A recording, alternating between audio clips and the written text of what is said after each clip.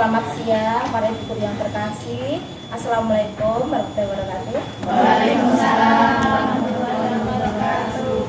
Di hari ini saya akan menyampaikan tentang materi kita, yaitu tentang computational thinking atau yang disebut dengan CT. Apa sih itu CT? CT itu adalah sekumpulan metode berpikir untuk memahami sebuah persoalan yang kompleks, kemudian menyusun kemungkinan atau sebuah solusi yang bisa digunakan, dilanjutkan dengan mempresentasikannya sehingga komputer atau manusia keduanya dapat memahaminya. Jadi, CT itu adalah proses pemikiran, metode penyelesaian atau problem solving, baik yang dilakukan oleh komputer atau bisa dilakukan oleh manusia. Mengapa sih kok CT itu diperlukan? CT diperlukan karena bisa membuat kita itu berpikir secara terstruktur, sistematis, ya. Kemudian dapat menyelesaikan masalah dengan langkah-langkah yang praktis. Itu yang disebut dengan terstruktur.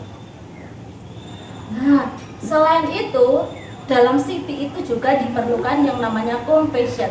Compassion itu adalah kepedulian yang lebih kuat daripada rasa empati sendiri, yaitu emosi manusia yang muncul akibat penderitaan orang lain, di mana perasaan ini biasanya muncul sebagai usaha untuk mengurangi penderitaan orang lain. Harapannya adanya compassion yaitu ada terjadi keseimbangan berpikir di tengah maraknya teknologi dan perkembangan zaman. Jadi meskipun sekarang itu banyak sekali teknologi, kita juga tidak mengesampingkan kemanusiaan kita terhadap orang lain.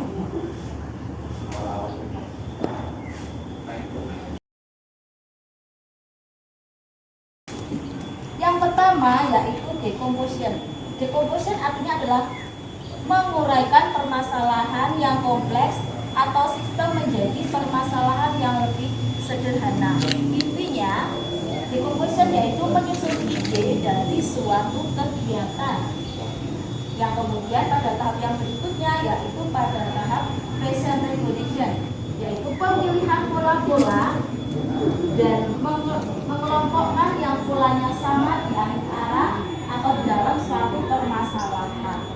Seperti kalau misalkan ada banyak gambar binatang air, kita terus menyediakan suatu gambar yang berbeda, yaitu di luar binatang air. Di situ anak belajar untuk mengelompokkan di manakah yang termasuk binatang air dan di mana yang bukan. Itu adalah pola-pola.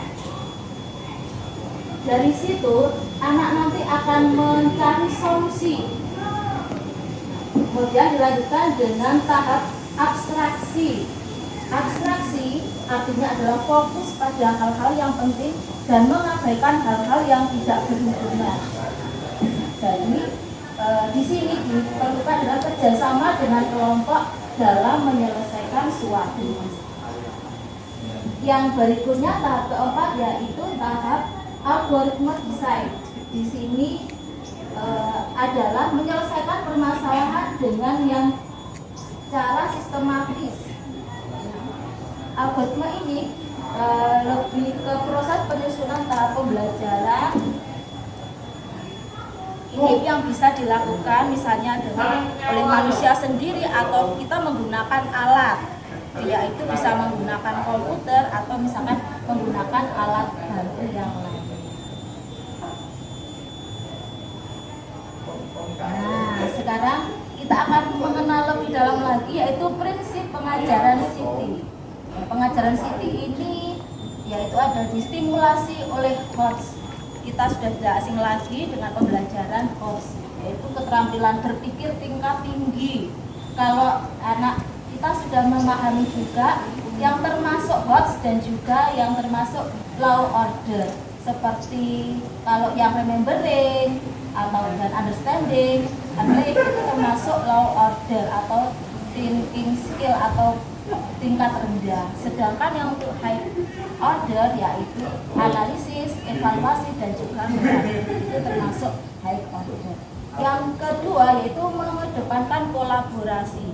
Jadi dengan menggunakan CD ini kita bisa lebih menekankan kolaborasi. Yang ketiga, kemudian prinsip demokrasi moderat. Yang keempat, prinsip komunikatif. Jadi anak dirangsang untuk berpikir dan juga berkomunikasi dalam menyelesaikan suatu permasalahan atau problem solving. Kemudian yang kelima yaitu kemampuan dalam mengambil keputusan. Jadi ini diperlukan sekali untuk anak-anak di usia dini karena bukan hanya orang dewasa, ada yang mengalami permasalahan, anak tersebut juga mengalami permasalahan meskipun mungkin rasanya beda dengan orang yang sudah dewasa. Jadi anak-anak perlu diajarkan cara memecahkan masalah itu mulai sejak dini. Nah, demikian tadi penjelasan saya tentang critical thinking pada hari ini. Mungkin ada pertanyaan atau ada sesuatu yang belum jelas?